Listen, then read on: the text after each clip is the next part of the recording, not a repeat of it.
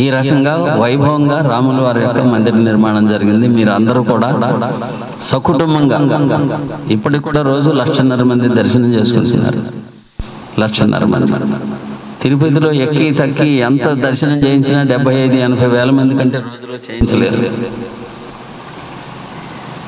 రామనవమి రోజున 5 లక్షల మంది దర్శనం చేసుకున్నారు. రామనవమి రోజున ఉదయం 6:30కి, రామనవమి రోజున ఉదయం 6:30కి దర్శనం ప్రారంభిస్తే 6 గంటలకు ఉదయం దర్శనం, రాత్రి తెల్లవారులో కూడా రాత్రి మధ్యాహ్నం ఆరతి సమయంలో నైవేద్య సమయంలో 15 నిమిషాలు దేవాలయం మూసేయడం తప్ప నాన్ స్టాప్గా 20 అవర్స్ కంటిన్యూస్లీ దర్శనం చేయించాం. చీమ చిటుక్కుమనే ప్రసక్తి లేదు. గంటలు వేచి ఉండడం లేదు. లైన్లో నుంచుంటే నాన్ స్టాప్గా దేవాలయానికి వెళ్ళటమే. దేవాలయం భూమి తలం నుంచి 22 అడుగుల ఎత్తులో ఉంటుంది. ఇన్ని మెట్లు పైకి ఎక్కంగానే రాముల వారి దర్శనం అవుతుంది. 100 అడుగులు మండపాలు. ఈ మండపాలు దాటుకుంటూ వెళ్తూ దాన్ని దర్శనం చేసుకుంటూనే వెళ్తాం 100 అడుగులు. దేవాలయం గర్భగృహం యొక్క ద్వారం వెడల్పు 20 అడుగులు. ఇలాగ లైన్లో అక్కడికి వెళ్ళాము. ఇక 100 అడుగులు దర్శనం చేసుకుంటూ 20 అడుగులు దర్శనం చేసుకుంటూ అట్లాగా బయటకు వెళ్తాం. ఏ గుళ్ళ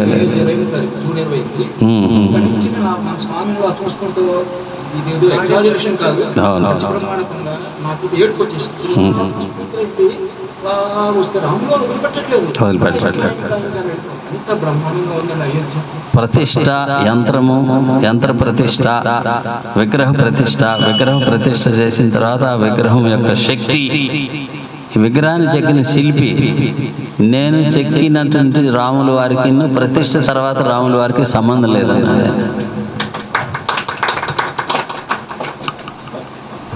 ఈ ప్రతిష్టకి విగ్రహం కింద రామయంత్రాన్ని ప్రతిష్ట చేశాం.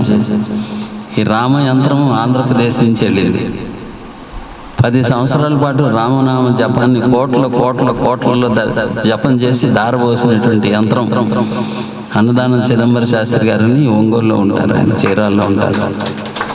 ఆ యంత్రాన్ని ప్రతిష్ఠించాము. యంత్రం యొక్క శక్తి కోటాను కోట్ల ఈ ప్రజలందరి యొక్క మనోభావనలతోటి ఆయన్ని చూసి పక్కకు తప్పుకోవాలని చెప్పి అనిపించదు. నేను మార్చి 9వ తారీఖు దర్శనానికి వెళ్ళాను. ఆగస్టు నుంచి నిర్మాణం పనిలో ఉన్నా.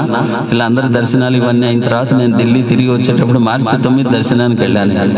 అప్పటిదాకా దర్శనం చేసుకోవాలి. దర్శనానికి వెళ్ళాను. నా వెనకాల ఐజీ నిలిచినాడు. మాతో పాటు ఈ నిర్మాణాలు ఈ పనులన్నింటిలో స్థానిక పోలీస్ ఐజీ సతీ సమేతంగా వచ్చాడు. అది నుంచి ఇక్కడ నా ఓళ్ళు నేను మైమర్చిపోయానని, ఒక ట్రాన్స్లో ఉండిపోయినాను అని చెప్పిన ఆ రకంగా సమాధి స్థితిలోకి వెళ్ళినట్టుగా అనిపించింది ఆ విగ్రహం.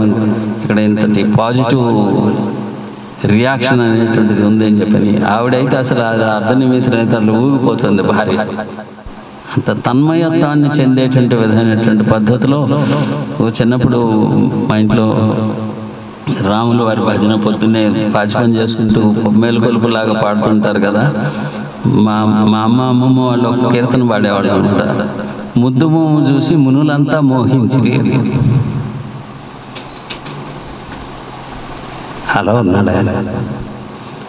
అటు మీరందరూ సకుటుంబంగా అయోధ్య వచ్చి రాముల వారి దర్శనం చేసుకోవాల్సిందిగా మీరందరినీ ఆహ్వానిస్తూ ఈ సదవకాశాన్ని మీతో పంచుకునేటువంటి అవకాశాన్ని ఇచ్చినటువంటి కృష్ణరాజు గారి సోదరులకి, మీ అందరికీ, ఈ కాలనీ వాసులందరికీ కూడా హృదయపూర్వకమైనటువంటి ధన్యవాదాలు తెలియజేస్తూ సెలవు తీసుకుంటున్నాను. జై శ్రీరామ్.